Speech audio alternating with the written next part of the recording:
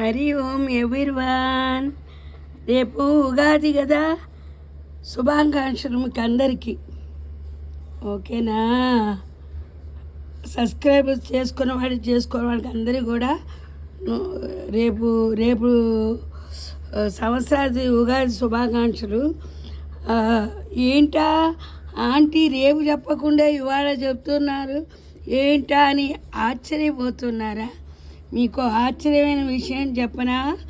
నేను నిన్న కాణిపాకము మళ్ళీనోన అరకొండ వెళ్ళొచ్చా అనమాట. అయితే వెళ్ళి రావడం చిత్రం ఏంటి అనుకోవచ్చు మీరు.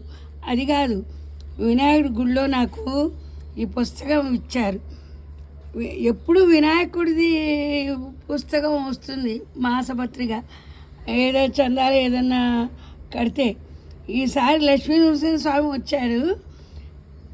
వినాయకుడు వాళ్ళ మేనమామ కదా, ఎంత ఆనందం! నాకు కూడా చాలా ఆనందం వేసింది. కొత్త సంవత్సరం లక్ష్మీ నరసింహ స్వామి వచ్చాడు, మన అందరినీ, ప్రహ్లాదుని రక్షించినాడు. కదిరి నరసింహస్వామి.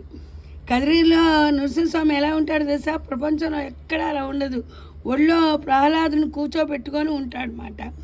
అలాంటి స్వామి వచ్చాడని చెప్పి చాలా హ్యాపీగా ఫీల్ అయ్యాను. నా వినాయకుడు అందరిలో ఉన్నాడని ఇదో నిదర్శనం. సరే, ఉంటాను. రేపు మీకు ఒక్కొక్కటి పెడతాను, పార్ట్ 1, పార్ట్ 2 అంటూ.